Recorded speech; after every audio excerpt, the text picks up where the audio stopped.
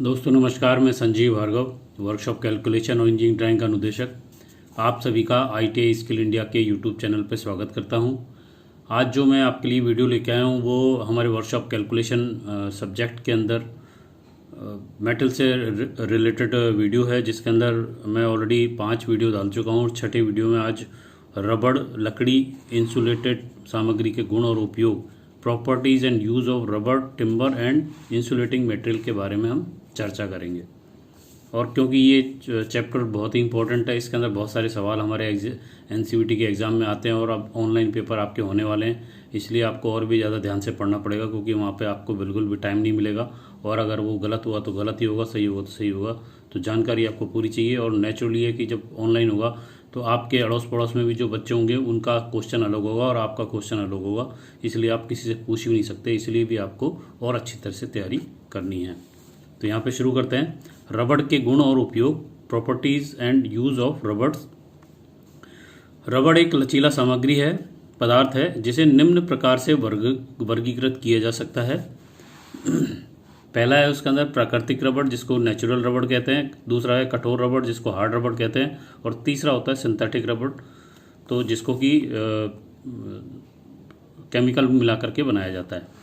इसमें पहला है प्राकृतिक रबड़, नेचुरल रबड़। यह पौधे के स्राव से प्राप्त होता है। तो यहाँ पे हमारा NCVT का क्वेश्चन बनता है कि हमारा प्राकृतिक रबड़ कहाँ से हमें प्राप्त होता है, तो उसका उत्तर होगा पौधों के स्राव से।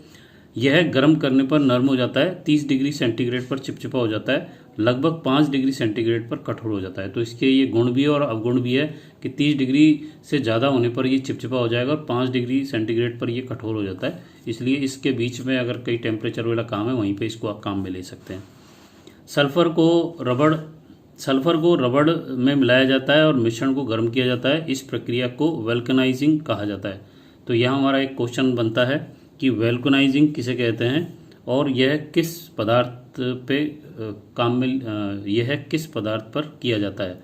तो वल्कनाइजिंग जो है, सल्फर को रबड़ में मिलाने की मिश्रण जो क्रिया है उसको हम वल्कनाइजिंग कहते हैं और ये रबड़ और सल्फर पे काम में आती है।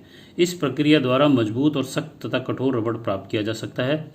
इसके अलावा यह तापमान में परिवर्तन के प्रति कम संवेदनशील हो जाता है और कार्बनिक विलायक में नहीं घुलता है। इसके अपक्षय गुणों को बढ़ाकर इसका ऑक्सीकरण भी कम किया जाता है।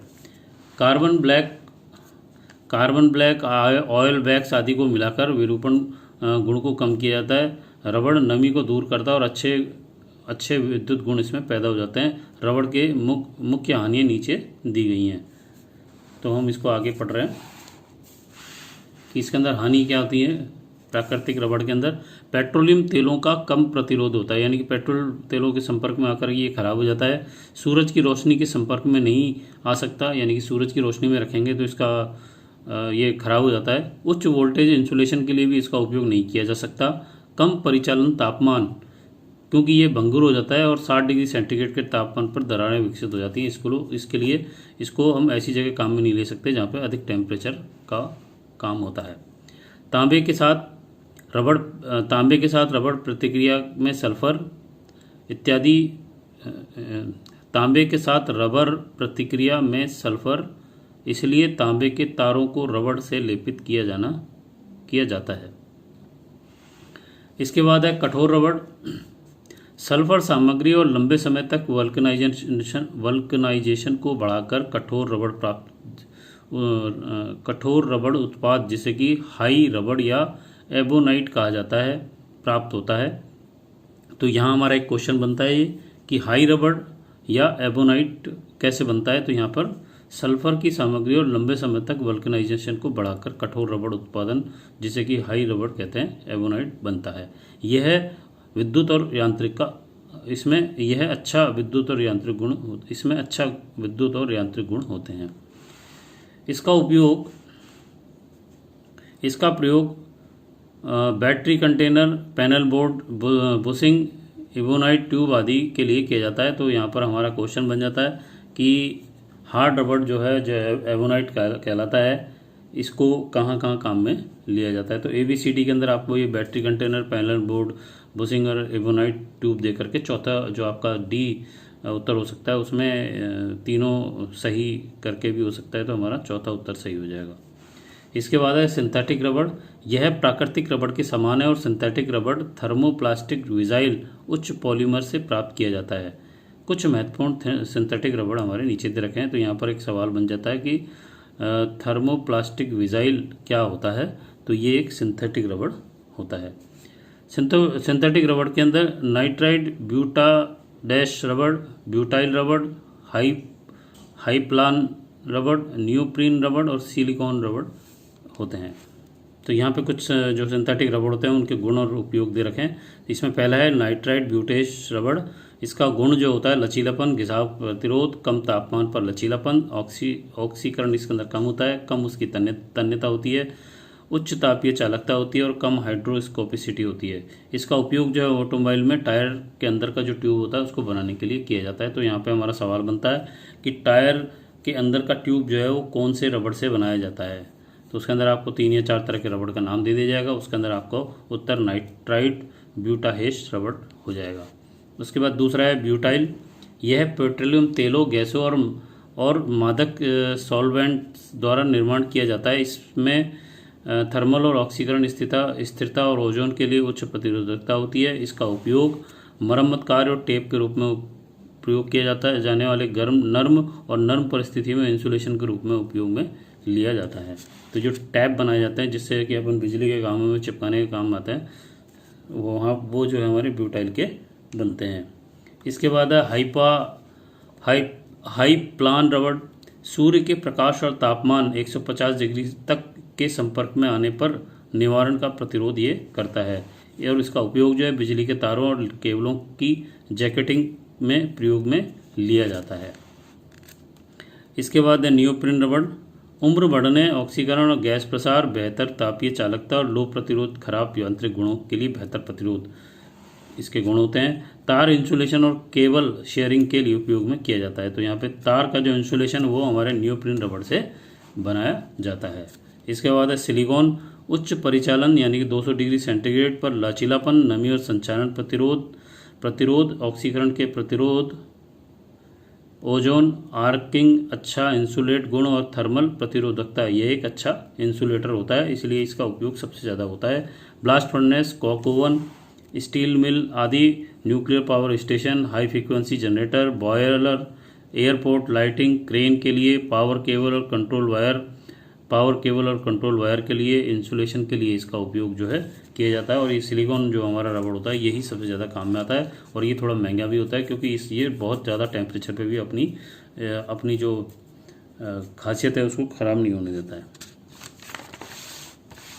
इसके बाद है इमारती लकड़ी। इमारती लकड़ी के गुण और उपयोग, properties and use of timber, सामान्य ज्ञान, जनरल प्रॉपर्टीज। इमारती लकड़ी में निम्नलिखित गुण होने चाहिए। सीधे तंतु होने चाहिए, चिकनाई करते समय रेशमी चमक उसमें दिखाई देनी चाहिए, एक समान रंग होना चाहिए, नियमित वार्षिक वलय होना चाहिए, भारीपन होना चाहिए, फाइबर और कॉम्पैक्ट मॉड्यूलरी किरणों का दृढ़ सामंजस्य होना चाहिए, इसमें अच्छी सुगंध होनी चाहिए, यह ढीले और मृत गांठों और दरारों से मुक्त होने चाहिए, सतह को काटने पर आरी के दांतों का नहीं दबना, यानी कि सतह को काटने पर आरी के दांतें नहीं दबने चाहिए, लेकिन चमक होनी चाहिए। फिर इसके बाद हमारा लकड़ी होती है वो इमारती लकड़ी को वर्गीकृत किया गया है। यहाँ पर एक होती है नरम लकड़ी और एक होती है कठोर लकड़ी। नरम लकड़ी जो है सॉफ्ट वुड टिम्बर। सामान्य तौर पर नरम इमारती लकड़ी के पत्ते सुई आकार की और चौड़ाई पत्ती वाले सभी पेड़ कठोर लकड़ी के होते हैं। लकड़ी में रेजिन और तारपीन होते हैं। लकड़ी में सुगंधित गंध होती है। नरम लकड़ी की बात चल रही है। फाइबर सीधे होते हैं, बनावट नरम और नियमित होते हैं, तन्यता तनाव का प्रतिरोध इसमें ज़्यादा होता है, इसके तंतु कमज़ोर होते हैं, वार्षिक वलय अलग अलग होते हैं, एक तरफ नरम और छिद्रयुक्त और हल्के रंग के होते हैं जबकि दूसरी तरफ घना और काले रंग का होता है। लकड़ी का सामान्य रंग पीला, कलाईदार या हल्का होता है जैसे कि पाइन, ऐश, केल और देवदार इत्यादि। कठोर लकड़ी के गुण, लकड़ी में सामान्य तौर पर अम्ल की मात्रा अधिक होती है, यह चमकीला रंग का होता है, वार्षिक वलय अलग अलग नहीं होते हैं। इस पर काम करना कठिन और मुश्किल होता है। यह कतरनी प्रभाव का प्रतिरोध करती है। फाइबर परस्पर व्याप्त होते हैं, चारों तरफ होते हैं। सामान्य रंग गहरा भूरा रंग का होता है और जैसे ओक, अखरोट, टीक, मोहगनी, शीशम, बबूल, साल इत्यादि। और ये लकड़ी जो है महंगी भी होती है और पुराने टाइम में इन लकड़ियों का बहुत ज़्यादा उपयोग होता था। इससे घर के फर्नीचर वगैरह बनाए जाते थे, जिसका हम अभी पढ़ेंगे आगे। नरम लकड़ी का प्रयोग जो है सस्ते होने के कारण इसका उपयोग निम्न श्रेणी के फर्नीचर, दरवाजे और खिड़कियों के लिए किया जाता है। ईंधन के रूप में भी इसका उपयोग किया जाता है। कुछ लकड़ियों का उपयोग टोकरी और चटाई बनाने के लिए भी किया जाता है। कुछ स्थानों में छाल का उपयोग परिधान के रूप में भी किया जाता है। कठोर लकड़ी उच्च गुणवत्ता वाले फर्नीचर जैसे कुर्सियां, टेबल, सोफा, दीवान, बेड आदि के लिए उपयोग में किया जाता है। उच्च गुणवत्ता वाले घरों के लिए दरवाजे, खिड़की के फ्रेम, क्योंकि वे अच्छी पॉलिश और पेंटिंग कर सकते हैं, में उपयोग किए जाते हैं। कत्थे के निर्माण में भी इसका उपयोग किया जाता है। लकड़ी का उपयोग विद्युत इंसुलेटर के रूप में, wood as an electrical insulator. उदाहरण, इसका उपयोग इलेक्ट्रिकल मशीन वाइंडिंग में खांचों में कील के रूप में उपयोग में लिया जाता है। इसके बाद है इंसुलेटिंग मटेरियल। विवरण, डिस्क्रिप्शन। ऐसी सामग्री जो करंट के प्रभाव के लिए बहुत अधिक प्रतिरोध प्रदान करती है और प्रभाव को बहुत ही नगण्य या शून्य बना देती है। इन सामग्रियों में बहुत अधिक प्रतिरोध होता है। आमतौर पर 1 मेगा ओम का जो वैल्यू होती है वो 10⁻6 ओम के बराबर होती है। प्रति सेंटीमीटर घन इंसुलेटरों को ढका हुआ होना चाहिए। और ये क्योंकि ये इंसुलेटिंग मटेरियल है, इसके लिए इसी वजह से इसके अंदर इलेक्ट्रिसिटी बिल्कुल भी पास नहीं होनी चाहिए और इसके लिए प्रतिरोध अधिक होना अति आवश्यक है। इसका मतलब यह है कि इंसुलेटिंग सामग्री किसी दिए गए मोटाई के लिए उच्च वोल्टेज या उच्च विद्युत दबाव के अनुप्रयोगों पर भी टूटे न और छिद्र नहीं होने चाहिए। यानी खराब हमारा तार, इंसुलेटिंग मटेरियल हमारा खराब नहीं होना चाहिए। खराब हो जाएगा तो वहाँ पे से इलेक्ट्रिसिटी आपकी बहने लगेगी और उसकी वजह से आपके करंट भी आ सकता है। इंसुलेटर के गुण। एक अच्छा इंसुलेटर सामग्री की प्रमुख आवश्यकताएं होती हैं। उच्च विशिष्ट प्रतिरोध यानी कि मेगा ओम प्रति घन सेंटीमीटर रिसाव धाराओं में से एक नगण्य मान को कम से कम करने के लिए होना चाहिए। अच्छे मान पैरावैद्युत यानी ब्रेक डाउन वोल्टेज का उच्च मूल्य यानी कि प्रति मिलीमीटर किलोवाट में व्यक्त होती है, वो भी हमारा उच्च होना चाहिए। इसके बाद है अच्छा यांत्रिक शक्ति होनी चाहिए। तनाव या संपीड़न में यह निर्माण और आदि कार्य कर रही परिस्थितियों के दौरान स्थापित तनावों का विरोध करना चाहिए। तापमान में वृद्धि के साथ साथ थोड़ा क्षय यानी कि इंसुलेटिंग गुणों के तापमान में वृद्धि के साथ ज़्यादा बदलाव नहीं चाहिए। यह विद्युत मशीनों को लोड किया जाता है।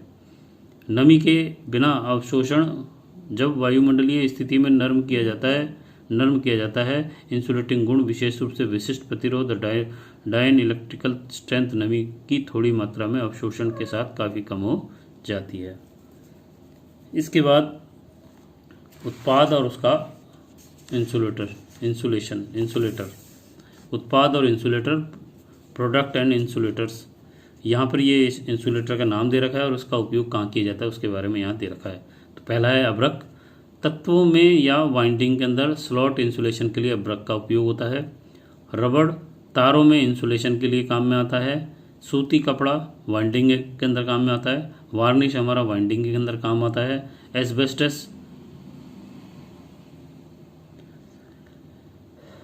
एस्बेस्टस आयरन और केतली आदि के तल में इसको लगाया जाता है। इसके बाद है गट्टा पर्ची, पनडुब्बी केबल के अंदर काम में आता है। चीनी मिट्टी ओवरहेड लाइन इंसुलेटर या ग्लास ओवरहेड लाइन इंसुलेटर में काम में आते हैं दोनों। सूखी लकड़ियां जो है ओवर स्टे लाइन में कैंची के रूप में काम में आती है। प्लास्टिक जो है वायर इंसुलेटर और स्विच के रूप में काम में आता है। एबोनाइट हमारा ट्रांसफार्मर का केबल बॉबिन में काम में आता है। फाइबर बॉबिन बनाना और घुमावदार इंसुलेशन बनाने के काम में आता है। एम्पायर क्लॉथ हमारा घुमावदार इंसुलेशन बनाने के काम में आता है। लिथ्रोइट पेपर जो हमारा घुमावदार इंसुलेशन, और मिल्क्स पेपर भी हमारा घुमावदार इंसुलेशन बनाने के काम में आता है। इसके बाद पीवीसी जो है हमारा घुमावदार इंसुलेशन के काम में आता है। बैकेलाइट इंसुलेशन के लिए स्विच आदि बनाने के काम में आता है। अगला जो है चमड़ा, ये भी हमारे इंसुलेशन के लिए स्विच आदि बनाने के काम में आता है। स्लेट जो है पैनल बोर्ड बनाने के काम आती है। और पैराफिन मोम जो है हमारा मुद्रण करना या सील करने के काम में आती है। तो यहाँ पे जो 20 तरह के हमारे को ये इंसुलेटिंग मटेरियल दे रखे हैं, इसका उपयोग कहाँ कहाँ किया जाता है ये दे रखा है। और ये आपके एग्जाम में सवाल बहुत आता है। इलेक्ट्रिकल वाले और वायरमैन वाले जो स्टूडेंट्स होते हैं उनके लिए ये बहुत इंपॉर्टेंट होता है, क्योंकि उनके ये थ्योरी में भी काम में आता है और उनके थ्योरी में भी इस तरह के इससे रिलेटेड सवाल आते हैं। तो आज अगर आपको मेरा ये वीडियो अच्छा लगा तो इसको लाइक करें, अपने दोस्तों को शेयर करें। और अगर आप पहली बार मेरे इस चैनल पे आएँ तो आप इसको सब्सक्राइब करके बेल आइकन को क्लिक करें, जिससे कि आपको आने वाले टाइम में और भी वीडियो जो मैं बनाऊंगा वो आपको समय पे मिलते रहे, जिससे कि आप ITI से रिलेटेड सभी वर्कशॉप कैलकुलेशन और इंजीनियरिंग ड्राइंग के जो सभी चैप्टर उनको देख सकें, सुन सकें, पढ़ सकें, समझ सकें। तो आज के लिए इतना ही। नमस्कार, धन्यवाद, जय हिंद, जय भारत।